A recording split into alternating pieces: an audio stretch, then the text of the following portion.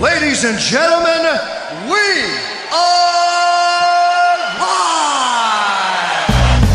As this is the main event of the evening! Hosted by National Judo Champion Dallas Brownie from KCMMA.com, Dave Jackson, and from MMAtopics.net and MMAmadhouse.com, Chris Gregory.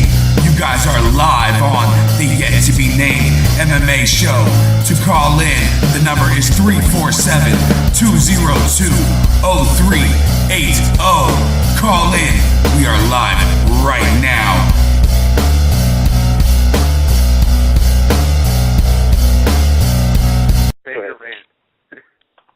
Yo, Dave, I gotta cut you off because we got Melvin Guillard on the line with us, man. Yeah, way more important than me. Yeah, way more important than you right now, bro. Hey, look, man, we got UFC fighter Melvin Guillard on with us. This guy is a banger, man. He goes out there and bangs every fight. You know, hey, that's what I love about him. Melvin, what's up, man? How you been? I'm good, man. Just out here, we're just chilling, you know what I mean? Yeah, hey, look, we got you on short notice. You know, I know this is not a fight or nothing, but, hey, we really appreciate you all coming on short notice. I want to ask you, first of all, you know, you got a fight coming up. You know, who are you fighting next, and where's the fight at? I think it's Mac Danzig, right?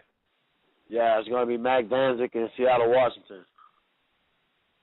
So, you know, you're coming in. You got 2 losses, you know, I mean, coming into this fight, man, you're going in with your back against the wall, man. How do you think this fight comes out? And I know every time that your back is against the wall, you swing and you bang, and I love watching you fight, man. So what do you plan on doing going into this fight? How are you going to ask me a question then answer the question for me? It's kind of crazy, right? Man, you know, it's usual for me, you know what I mean? I go in to fight every fight, you know what I'm saying? And unfortunately, I had 2 unfortunate losses. I had a close decision loss against Jamie Varner that I thought I probably won. Yeah. But it is what it is, man. You know what I'm saying? Like, you know, I'm a fighter, bro. And kind of speaking on what a homeboy was saying, you know, there are a lot of fighters out there who let their managers dictate who they fight. And, you know, at the end of the day, we're the fighters and the managers work for us. You know what I'm saying? And, you know what I mean? You know, I've been my own boss since I was 14. So that's just the way I approach everything. You know what I'm saying? So, you know, I think a lot of fighters need to grow some nuts and you know, and be fighters. You know what I'm saying? Let the managers do all the politicking and shit like that. But at the end of the day, it's about what you want. You know what I'm saying? And me personally, I don't think everyone's fighters. You know what I'm saying? I went to some fights this weekend in Denver, and I mean the show was shitty. You know what I'm saying? Like some of our guys fought, and you know they did good. All our guys won, but I think some of the matches, the matches of the fights were horrible. Some of the guys shouldn't have been there with other guys. You know, and it's getting to a point now where it's too many people wanting to be fighters. You know, not everybody can go pick up a basketball and go to the NBA. Not everybody can go pick up a football and go play in the NFL. You know what I mean? Not even hockey. You know what I'm saying? Not everybody can pick up a hockey stick and play hockey. I think with fighting, with MMA, is getting way too many people the false hope that they're fighters, and I think it's bullshit to the sport. You know what I mean? I think it's really giving a bad name to the sport. Oh yeah, for sure, man. It's ridiculous. You know, we got fighters in our area no showing for fights. You know, talking shit and then no showing. I mean, it's an epidemic around here, and it's getting ridiculous. We put them on blast. Actually, but you know what though? It's not even all their fault, man. It's the promoter's fault. You know what I'm saying? Because if somebody stand me up and they don't show up for a fight, you know, they should never be able to call you again. You know what I mean? It's a bad business deal. It's like selling somebody a car with no engine and then telling them they can't have their money back. You know what I'm saying? I think it's just as bad as that. I mean, you're not going to go back to that same dealership to try to buy a car, are you? You know what I mean? And until the promoters see that, you know, a lot of promoters, though, they don't really know the business side of what they're doing either. You know what I mean? They just want to throw a show together to make a little money, and then they want to underpay fighters. You know what I'm saying? And I think it's bad for fighters like me, and it is also, you know, it's bad for promoters because then sometimes you don't get what you pay for anyway. You know what I mean? In some sense, they say you get what you pay for. You know, you want to be cheap and pay a guy $1,000, then I think, you know, if the guy don't show, that's on you. You know what I mean? But if you offer a guy enough money, you know what I'm saying, you know, $5, $6, $7 grand, you offer the fighter the right amount of money, I'm pretty sure they'll show up every time. Hell yeah. Hey, I wanted to ask you, I talked to, sorry, Dallas. Hey, I talked to Andrew Whitney yesterday about training with the Blackzilians, and obviously he moved down to ATT. You trained out in Grudge now, man. How does it feel to train out there? It's good, man. I mean, it's been a long time coming, you know, since, you know, me and Trevor, we worked together in the past on some fights, and it was cool to, you know, come and be able to work with him full time. I mean, I've been here a month already, and, you know, I feel like I got my game back. You know, I got back to, you know, being more of a mobile fighter instead of being flat-footed and sitting there. But yeah, I talked to my boy, Lil Andrew, not long ago. Because my house is, like, literally right around the corner from ATT. You know, I still live there in Florida, but, you know, I'm kind of glad I'm out here. Things just didn't work at the Blackzilians. And I'm starting to find out it's not working for a couple of guys there. Some other guys have left already. So, you know, things aren't what they seem down there, you know what I mean? But it is what it is, you know what I'm saying? Like, you know, I left for my own personal reasons, and I've been happy ever since I've left, you know what I mean? Do you feel like it's a pecking order at the Blackzilians? Do you feel like, you know, only certain people are getting that treatment and those, you know, and that training? Yeah, that's probably one of the biggest concerns. I mean, that was my thing, you know what I mean? Like, I'm like this, you know. I've been in this business for 17 years. Whether I have a UFC belt around my belt waist or whether I had one or I didn't get it yet, I'm gonna speak on for me. I want to be treated just like Rashad Evans get treated. I want to be treated just like Alistair Overeem was treated. You know what I'm saying? And that's what's happening down there. You know what I'm saying? It's too much politicking with Alistair and Rashad being the face of the team, but yet they can't even deliver in a fight. You know what I'm saying? So, you know, me personally, I like I said, you get what you pay for sometimes. You know what I'm saying?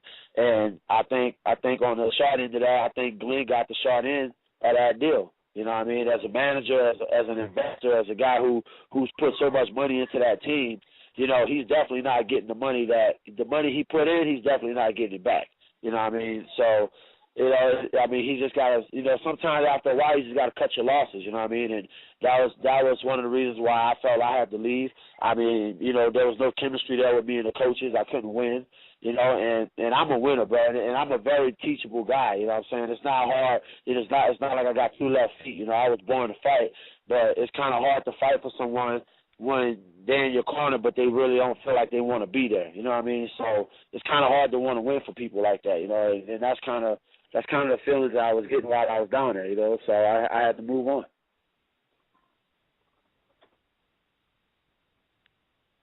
Yeah, like that's basically what Andrew hit on, is that he just wasn't getting it. He said he just wasn't getting the training that he was getting even in Springfield. You know, he didn't get better training there. Basically, he just got the same. Is basically what he said yesterday when I talked to him.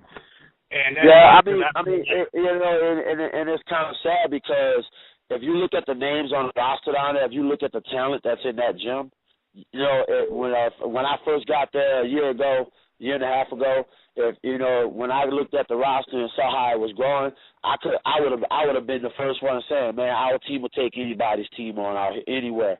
And you know, after being 6 months to a year there, I started realizing real fast that, man, you know, the names on the roster is one thing, but you got to put in the work, you know what I'm saying? And, you know, and for me, you know, like I said earlier, I'm my own boss, you know what I mean? Like, nobody's going to tell me and dictate when I need to come to work, when I need to train. You know, I train when I want to train. I've been doing this shit for a long time, you know, and I'm just not one of those gym rat kind of guys.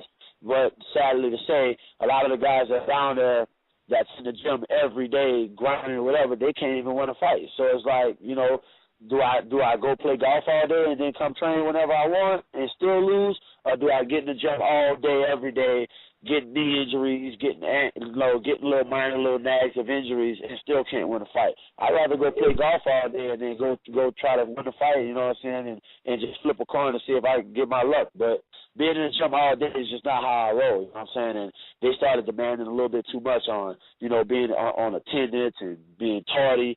And, you know, my biggest thing was, how could you, you know, what you gonna do? Find me $100? You gonna find me $1,000 when I'm the bank, I'm the motherfucker, like I'm your boss, I'm the bank, I'm everything, you know what I mean? So you're gonna find me and I'm supposed to give you money for me being late for a job that I'm the boss of. So, you know, it's kind of like telling a Fortune 500 company, the head guy who owns the business, hey, you're late to work, so I'm docking your pay. Like, what the hell? Like, that doesn't even sound right, you know what I mean?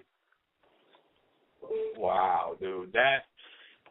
Hey, Dallas, you guys got anything, man? You guys are quiet. Hey, I was going to ask you. This is A. Jackson, GetTheMMA.com. So you play golf? Yeah, man. I shot a 77 today, man. It was a pretty good day. Oh, dang, you got some skill then. Yeah, I play about every day. You know what I'm saying? Nice. Who'd you play with? Like other fighters or? Nah, none of the team they wasn't up that early. I got up at like 7 o'clock and was out there early, so I just teamed up with some people at the golf course. It was pretty cool though. It was a good day. All right, good deal, man. Nice shots. Hey, and you're training. Melvin, we were talking about this earlier, actually before you came on, about how it's different for MMA records compared to like boxing. You know, in boxing you can have 5, 6, 7 losses, and people still consider you one of the best ever. And, you know. And then you start getting 3, 4, 5, 6 losses in MMA, and you start seeing people's names disappear. You know, they're not around anymore. Do you have any idea why that is? That has a lot to do with, you know, picking the right fights. You know what I'm saying? Because, like I said, with MMA right now, it's like it's overwashed with guys with no talent. You know what I'm saying? There's a lot of guys with no talent. Like I was watching some of the amateurs fight the other night. And it was hurting my eyes to watch it, you know what I mean? Like when I was an amateur, I was 48 as an amateur, and I was a little kid whipping people's asses. And I watch amateurs today, and it's like these kids got no heart, man. Like I don't even know why they're in there, you know what I mean? Like, I mean, I'm sorry, but you know, like before you let your amateurs go out there and fight, and this is like advice to a lot of teams. You know, you throw it's like throwing a puppy pit bull in a cage to fight a grown ass pit bull. It ain't gonna win, you know what I mean? And then next thing you know, the dog is like scarred for life. You know, it'll never fight again. And I think that's what's happening to a lot of these teams. You know, they're trying to push these young kids to be pros and get, you know, build their record really fast, so they take any and every fight. And then next thing you know, it's just not working out for them. You know what I mean? So I think that has a big thing to do with why sometimes after you lose so many fights, it's like, you know, why even look for the guy? You know what I mean? Especially right now, we're trying to get in the UFC, because the UFC is like being in the NFL. It's like if you're not at the top of your game, you're not gonna have a job tomorrow. You know what I mean? And they're not just taking any and everybody anymore. It used to be like, you know, everybody could get in the UFC and fight at least once or twice, you know, and be secure. Now, I mean, you could go out on a bullshit win and still lose your job. So, you know what I mean? It's job security right now. You know what I mean? Especially for guys like me. So I gotta ask this, because Gerald Harris talks about this a lot. You know, fighters not getting their full contract. You know, fighters getting kicked out, you know, getting released after, you know, 1 or 2 fights. Do you think that if a fighter gets a 3-fight contract, that no matter what, no matter how he fights, he should get those 3 fights no matter what? Yeah, but let me tell you the flip side to that, man. And this is where guys don't understand. You know what I mean? You know, I've been in the UFC 8 years, and I'm gonna say the last 2 years I've been making really good money, you know, decent money to live off of, and I've been comfortable the last 2 years. But what these guys don't understand is most of these guys, they don't even make probably a third of what I make, okay? But yet they still want to fight in the UFC when they can probably go somewhere else and make probably double what they make now. You see what I'm saying?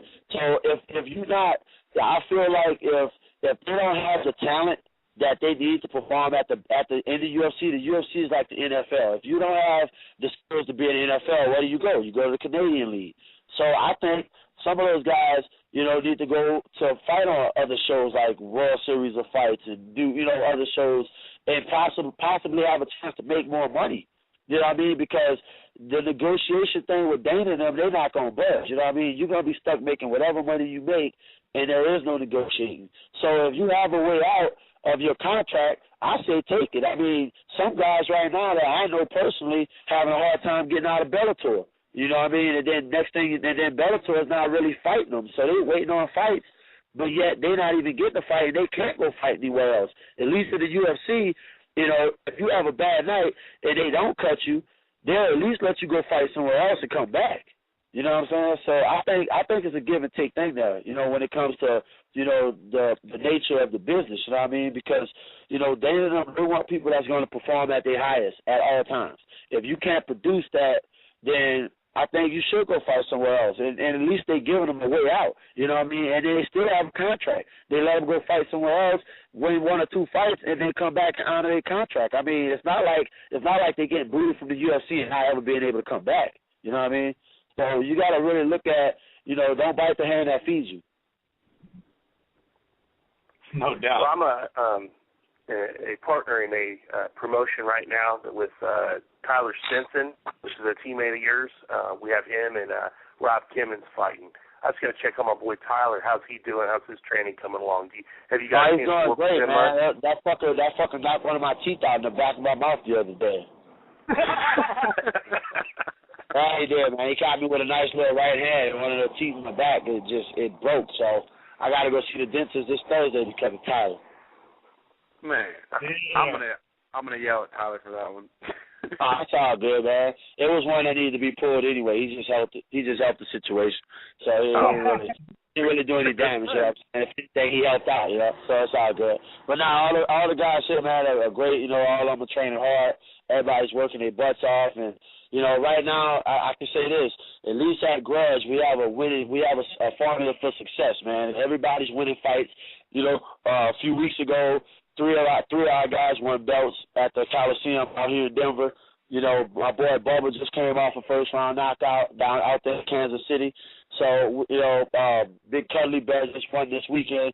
So we got a lot of guys doing good things, man. You know, Pat Barry's getting ready to fight. He's fighting next month, and then I fight the month after. So, you know, everybody's winning. And to me, that means more than anything. I don't care if it's a small show, whether it's a UFC, whether it's Bellator. As long as everybody on the team is winning, everybody has good mojo. And that was one of the hardest things to come by in South Florida was to start racking up those wins. You know, everybody being on the same page. You know, and you know it's kind of hard. You know, when you don't have that team unity. So I think coming to Denver, you know, I think it was a blessing in disguise, and I think it's going to end up saving me my job. Hey, Melvin, you said you broke a tooth, right? Yeah. Hey, you need to hit up my boy Clinch Custom Mouth Guards, and that shit would save your teeth, bro. I'm telling you, hit him up, man. I have custom mouth guards, man. He just caught me with a really, really good right hand. It just crushed me. You know what I mean? I just ran right into it. You know, I don't get hit much, but that was one of them kind of punches I just walk right into it. You know what I'm saying? That dude's nasty, man. I wouldn't want to take shit from him. I wouldn't want to take nothing. No. It was a beast, man.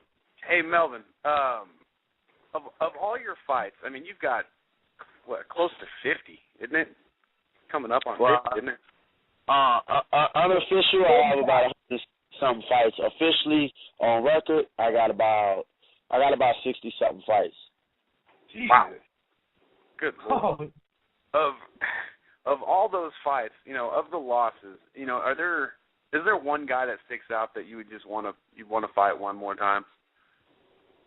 Honestly, man, I want to fight all the guys that I lost to in the UFC again. You know what I mean? And I think, you know, once I get through Danzig and I take care of business on the 27th, then, you know, I can start asking for some rematches, you know, because now, you know, when I sit back and watch a lot of the fights, you know, when I was in between switching teams, when I left Jackson's and went to the Blackzilians, there are a lot of fights, you know, along the way that I shouldn't have lost that I know I could have won had I just had the right people behind me. And, you know, now that I'm here at Grudge, I feel I have that opportunity. So there will be, you know, times that will come up where I'll ask Joe Silva for some rematches with certain guys, you know what I'm saying? Cool. I look forward to seeing those. 'Cause, I mean, you're one of my favorite fighters. Just even though our styles are not even the same, I don't stand up with people. I just toss everyone to the ground and try and ankle lock them. But hey man, fight's a fight. You know what I mean? No matter how you win. Yeah, I mean, but you're definitely one of my favorite guys to just sit there and watch. And anytime I see you fight, and I just tell people, I'm just don't go anywhere. Just watch this. But hey, man, we appreciate you coming on short notice, man. We're looking forward to watching that fight with Mac. So appreciate it, man. Thanks for having me, man. Yep. Have a good night, Mel. Anytime, man. Dude, that was probably one of our best guests, short notice guests ever.